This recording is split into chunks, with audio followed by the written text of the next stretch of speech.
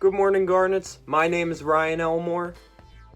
And I'm Alicia, and you're watching Garnet News, your regular source of school events and happenings.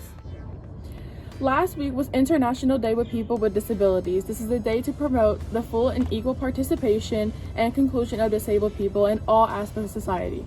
Two of the several goals they have are to promote the full and equal participation of people with disabilities in all aspects of society and recognize the disabilities as a natural part of the human experience. And here's Tegan's interview with Mr. Rosen.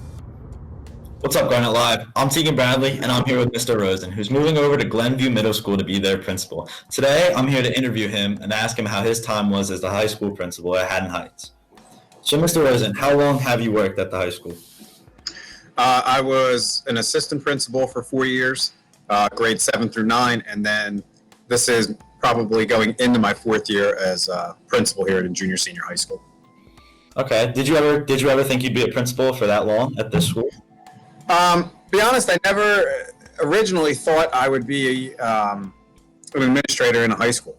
I was an elementary school teacher, and I taught 5th grade, and it was always kind of my thought that that's where I would be an administrator in the elementary level. This opportunity came up before I was an assistant admin here.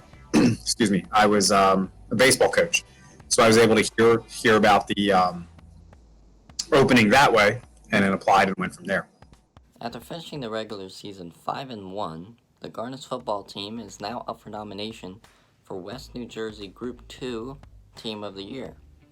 The team was led by Ryan DiOrio and running back Zaire Goffney-Fleming and many others that contributed to this 5-1 season, and let's give it up for the football team. Hi Ryan. Now Mr. Bond is here to talk to us with some general information about the book club. Good morning, it's Mr. Bond in the library. We have the 3HS book club that I wanted to tell you about.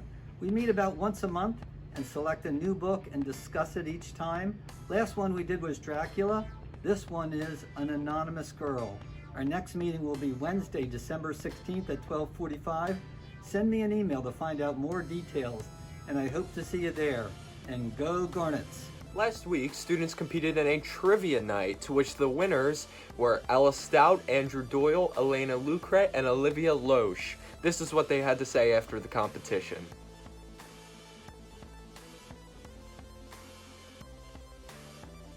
It was a little frantic at first, I gotta say. We were all screaming over each other. But, I mean, after a while, we did communicate really well. And I think we did things second nature. good. So, awesome. Not only are they smart, but they're modest too. Back I to have you no in the idea how studio. the questions are. Chris the Critic strikes again with one of my personal favorite movies, The Sixth Sense. Take a look. Hello and welcome to Chris the Critic. My name is Chris, and today we're going to talk about The Sixth Sense. The Sixth Sense is by far one of M. Night Shyamalan's greatest movies, starring Bruce Willis and Haley Joel Osment. In the movie, Bruce Willis, who plays Malcolm, is a social therapist attempting to treat Cole, who's played by Haley Joel Osment, and keeps extreme social anxiety. As the movie goes on, you start to see there's something wrong with Cole. I think this movie is fantastic in almost every way. The tone always fits the scene beautifully, and it's filled to the brim with suspense.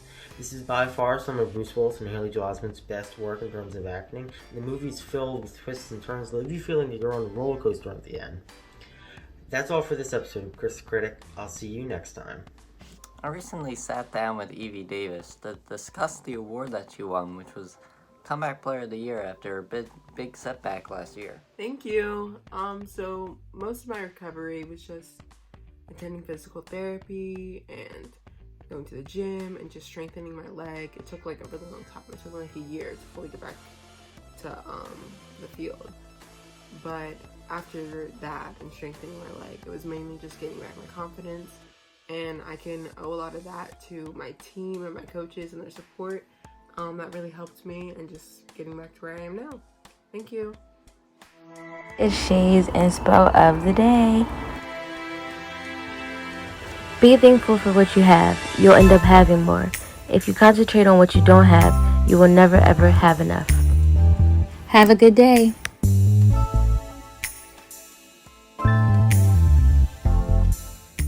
That's all for this installment of Garnet News. Thanks for tuning in. And we will see you again next week. And as always, go Garnets!